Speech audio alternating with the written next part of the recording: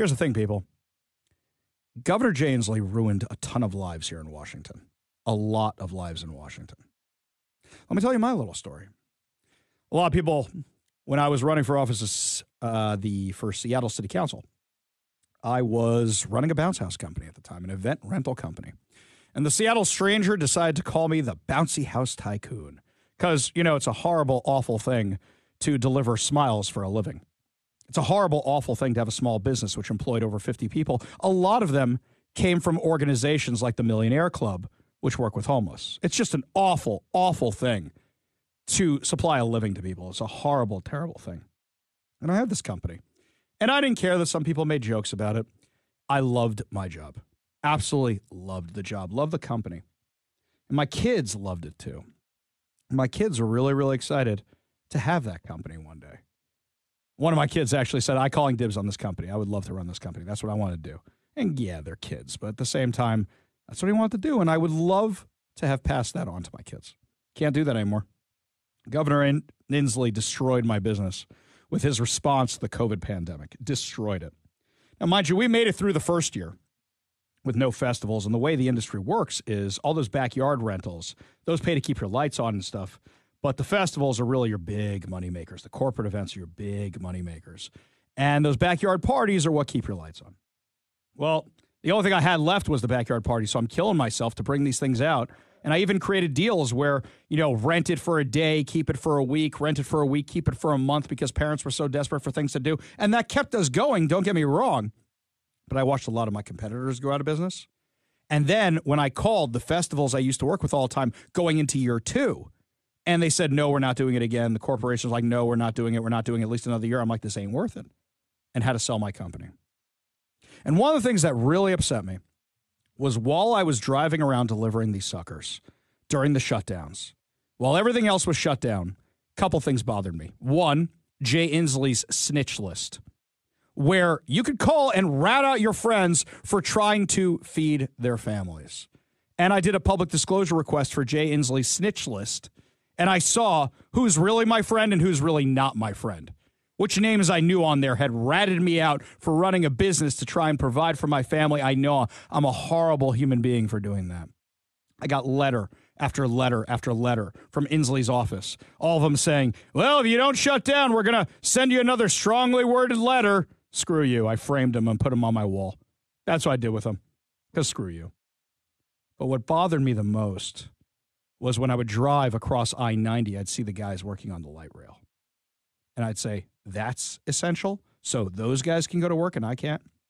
When I drive to downtown Seattle and I see workers building the hockey arena, I say, that's essential, but feeding my family isn't, because you want a hockey team here?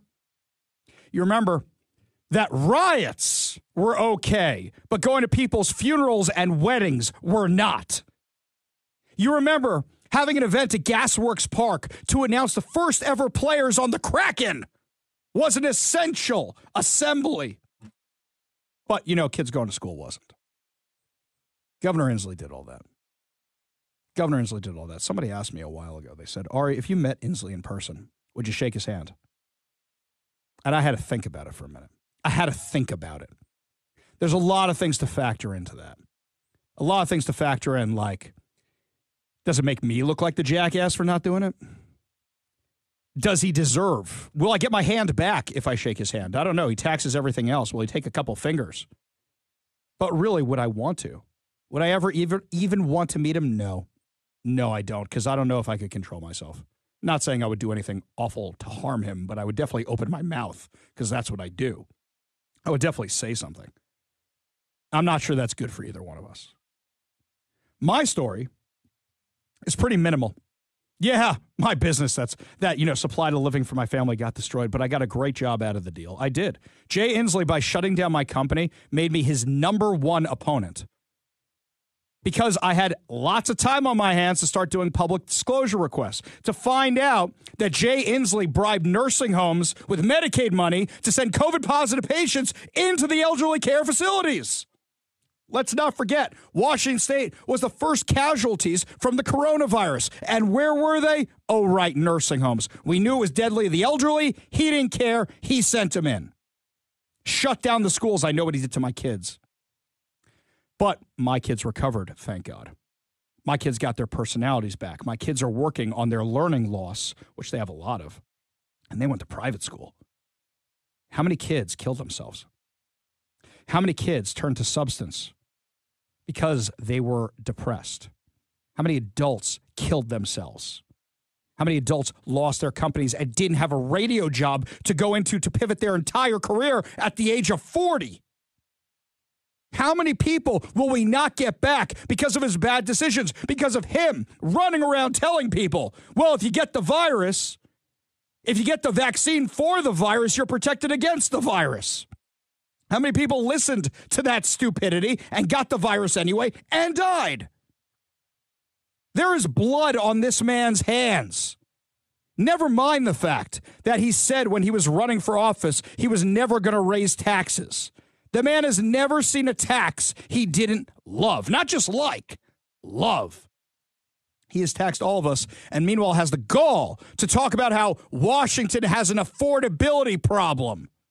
The homeless crisis on his watch exploded because he enabled it. He enabled this. He let Seattle's problem become Washington's problem. And it is Washington's problem now. And instead of actually dealing with it, virtue signaling. I haven't even gotten up to the stuff he did in this legislative session. He has made it more dangerous for us and then decided you can't protect your family with the tools he uses to protect his own. This man did not deserve a third term. But unfortunately, somebody like Lauren Culp got the nomination from the GOP, and that was our standard bearer, and that's who we were stuck with.